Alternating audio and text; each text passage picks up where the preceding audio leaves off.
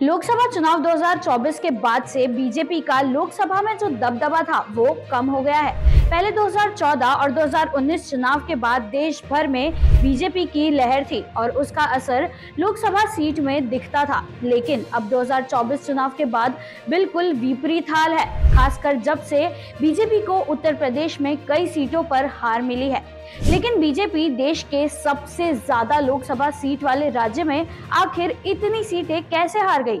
नमस्कार, मैं हूं प्राची खंडेलवाल और इस वीडियो में मैं आपको बताऊंगी वो 6 वजह है जो बीजेपी के उत्तर प्रदेश राज्य के यूनिट ने पार्टी को दी है और उसमें हार की वजहें बताई है।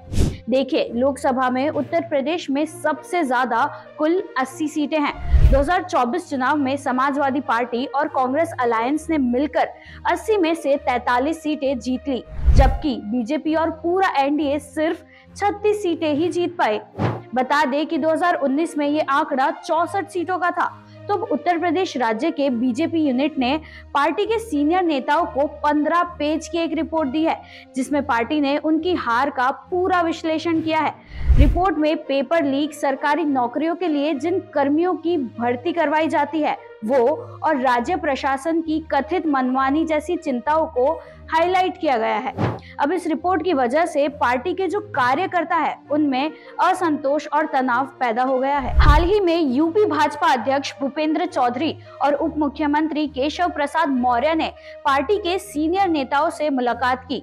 तब रिपोर्ट में 6 अहम कारण बताए गए जिस वजह से बीजेपी की हार हुई थी, जिसमें कथित तौर पर प्रशासन की मनमानी, पार्टी के कार्यकर्ताओं में असंतोष, पिछले 3 साल में 15 बार पेपर लीक, सरकारी पदों पर कॉन्ट्रैक्ट वाले कर्मियों की नियुक्ति करना वगैरह शामिल है।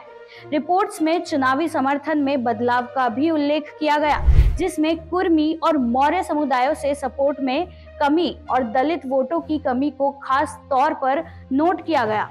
सूत्रों ने ये तक बताया कि पार्टी ने लगभग 40,000 लोगों से उनकी हार का विश्लेषण करने के लिए फीडबैक लिया, खासकर अयोध्या और अमेठी जैसी सीटों के लिए। रिपोर्ट्स में ये भी दिखा कि उत्तर प्रदेश के सभी क्षेत्रों में भाजपा के वोट शेयर में 8% की गिरावट देखने को मिली। वैसे बातें तो ये भी चल रही थी कि सीएम योगी आदित्यनाथ के ओवर कॉन्फिडेंस की वजह से भी पार्टी को ये हार मिली है और राज्य के पार्टी नेताओं के बीच कुछ झगड़े और अटकलें बढ़ गई। लेकिन अब इस बात का खंडन उप मुख्यमंत्री केशव मौर्य ने कर दिया है। तो अब आपको क्या लगता है, इन कारणों के अलावा और क्या वजहें रही होंगी जिस वजह से बीजेपी उत्तर प्रदेश में हार गई थी? हमें कमेंट बॉक्स में अपनी राय जरूर बताइए और सब्सक्राइब कीजिए न्यूज कनेक्ट। देश दुनिया की हर बड़ी खबर देखिए हर घंटे नई खबर के साथ, सिर्फ आपके अपने चैनल न्यूज कनेक्ट पर। न्यूज कनेक्ट यानी खबरों से आपका कनेक्ट। न्यूज कनेक्ट को लाइक करें और सब्सक्राइब करें ताकि आप रहें हर वक्त हर खबर से अपडेटेड।